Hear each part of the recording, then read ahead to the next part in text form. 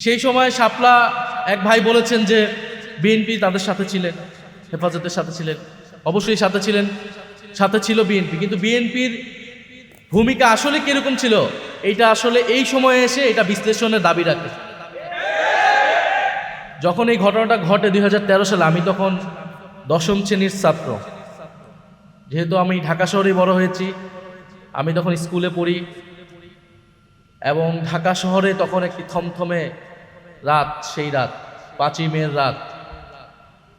আমরা বাসায় বসে টেলিভিশনে দেখতেছিলাম যে সেখানে সব লাইট নিভিয়ে দিয়েছে, আক্রমণ হবে, পুলিশ প্রস্তুতি নিচ্ছে।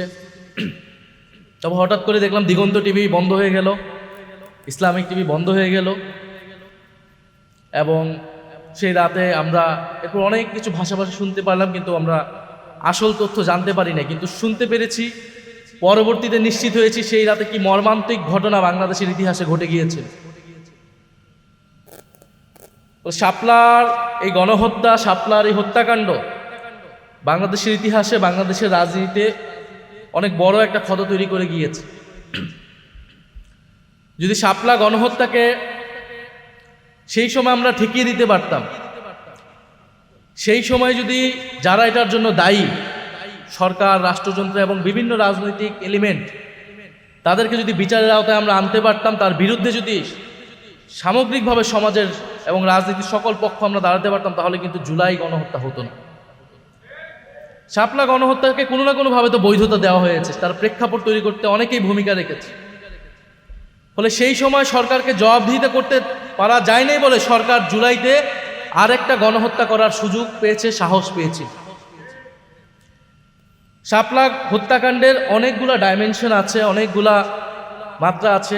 তবে একটা কথা বলে রাখা ভালো, আজকে যে আমরা দাবি এখান থেকে উঠাচ্ছি যে এক যুগ চলে গিয়েছে বিচারহীনতার, আমরা আজকে এসে জুলাই পরবর্তী বাংলাদেশে এসে আমরা এটা বিচারের দাবি জানাচ্ছি, এটা কিন্তু ন্যাশনাল ওলামা অ্যালায়েন্সের দাবি না, এটা এনসিপির দাবি, এটা বাংলাদেশের জনগণের দাবি।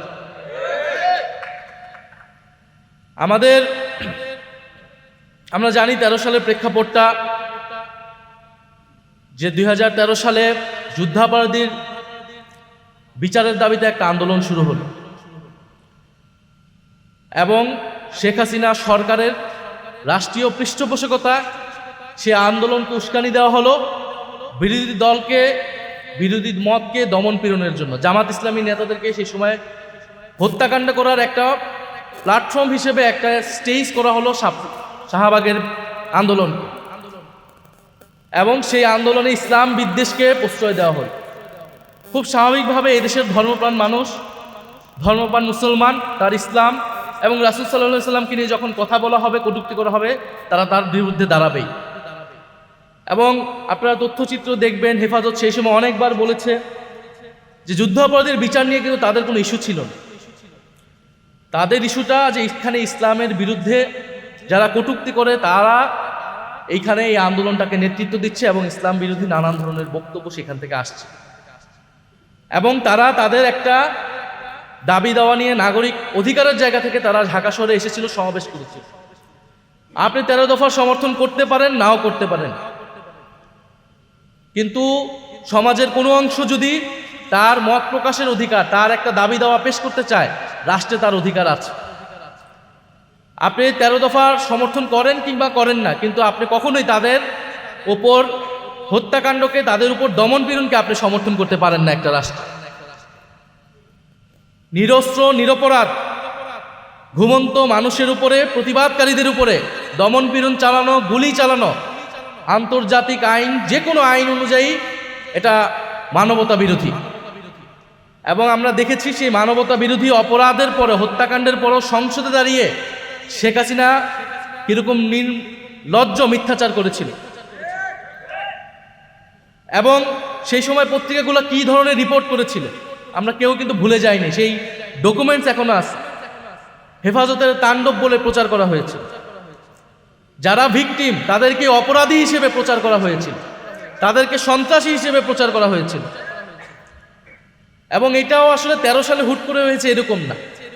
বাংলাদেশে ওয়ার অন টেরর প্রজেক্টের সময় থেকেই এই দেশের দাড়ি টুপি, মাদ্রাসা, আলেম ওলামাকেই এক ধরনের জঙ্গি হিসেবে চিত্রিত করার প্রবণতা আমাদের মিডিয়া সহ নানান জায়গায় আমরা দেখেছি। এবং দক্ষিণ এশিয়ায় এর সাথে আরও যুক্ত হয়েছে হিন্দুত্ববাদ। ফলে আমাদের স্বাভাবিকভাবে সাধারণ মুসলমান অনেকেই দাঁড়িয়ে রাখেন, অনেকেই রাখেন না, আমাদের আলেম ওলামা, মাদ্রাসা ছাত্র, তাদেরকে আদারাইজ করে ফেলা, তাদেরকে সমাজ থেকে বিচ্ছিন্ন করে ফেলা, যেন বা তারা সমাজের ভিতরে অন্য একটা সেগমেন্টের লোক, কিন্তু তারা তো আমাদের সমাজেরই অংশ, আমাদের ভাই বন্ধু, আমাদের আত্মীয় স্বজনরাই তো মাদ্রাসায় পড়ে। আমরা কেউ স্কুল কলেজে পড়েছি, আমার ভাই বোনেরা কেউ মাদ্রাসায় পড়েছে। ফলে এই যে তাদেরকে আলাদা করে দেওয়ার একটা রাজনীতি, সমাজকে বিভাজিত করে দেওয়া হয়েছে এই রাজনীতির মাধ্যমে, এটার একটা রূপ আমরা দেখেছি 13 সালে শাপলা এবং শাহবাগের মধ্যে দিয়ে। এবং এর ফায়দা নেওয়ার চেষ্টা করেছে সেই সময়ের ফ্যাসিস্ট সরকার, শেখ হাসিনার সরকার। আমি আরেকটা কথা বলতে চাই যে আমার ব্যক্তিগত মত হচ্ছে রাজনৈতিক লড়াই এর দায়িত্ব আসলে রাজনৈতিক দলগুলোর। সেই সময় শাপলা এক ভাই বলেছেন যে বিএনপি তাদের সাথে ছিলেন, হেফাজতের সাথে ছিলেন, অবশ্যই সাথে ছিল বিএনপি, কিন্তু বিএনপির ভূমিকা আসলে কিরকম ছিল এইটা আসলে এই সময়ে এসে এটা বিশ্লেষণের দাবি রাখে।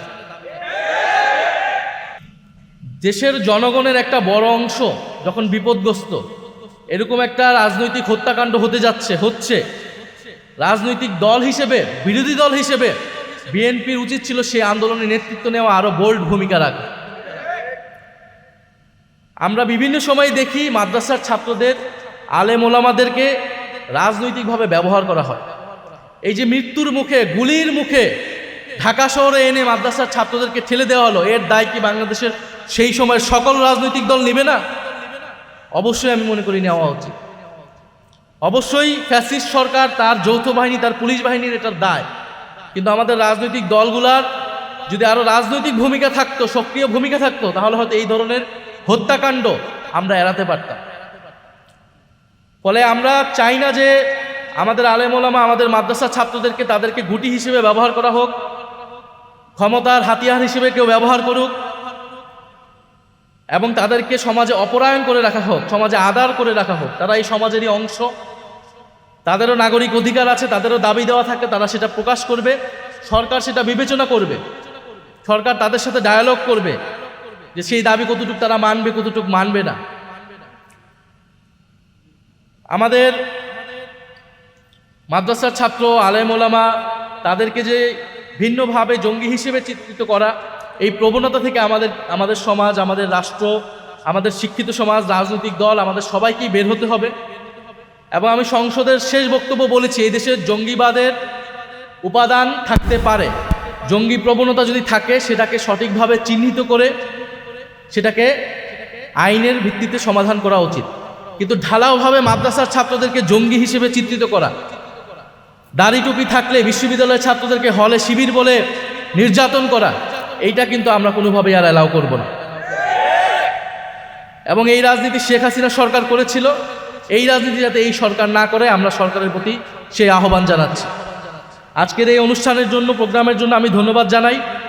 এবং আমাদের আজকের এখান থেকে বক্তব্যটা খুবই সুস্পষ্ট যে এখানে একটা মানবতা বিরোধী অপরাধ হয়েছিল 2013 সালে, এবং আমরা এখনো দেখি বিভিন্নভাবে ইনিবিনে বলার চেষ্টা করা হয় বিভিন্ন জায়গা থেকে যে আসলে মানবতা বিরোধী হত্যাকাণ্ড হয়নি, তেমন কেউ আসলে মারা যায়নি।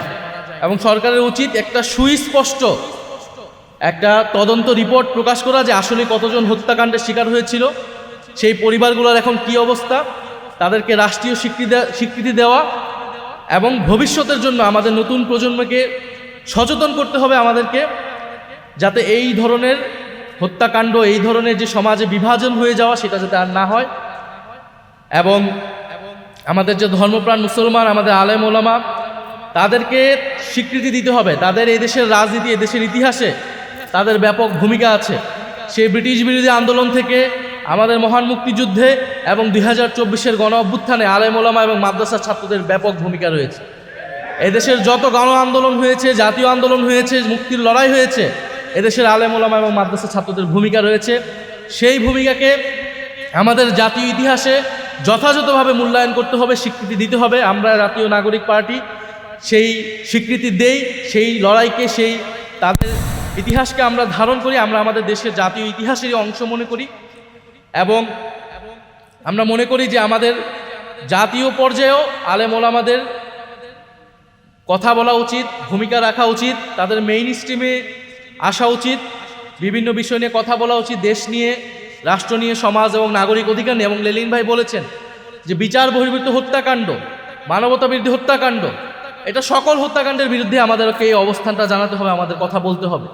এবং আমরা অন্তর্বর্তী সরকারের সময় সেটা বলেছি, এবং এই সরকারের সময় আমরা বলছি যে সকল মানবতা বিরোধী বিচার বহির্ভূত হত্যাকাণ্ড যেটা হয়েছে, এবং বিগত সরকারের সময়ে, বিগত সরকার বলতে আওয়ামী ফ্যাসিস্ট সরকারের সময় যেই গণহত্যাগুলো হয়েছে, মানবতা বিরোধী হত্যাকাণ্ড হয়েছে, গুম হয়েছে, সব কিছুর বিচার করার দায়িত্ব বর্তমান সরকারের।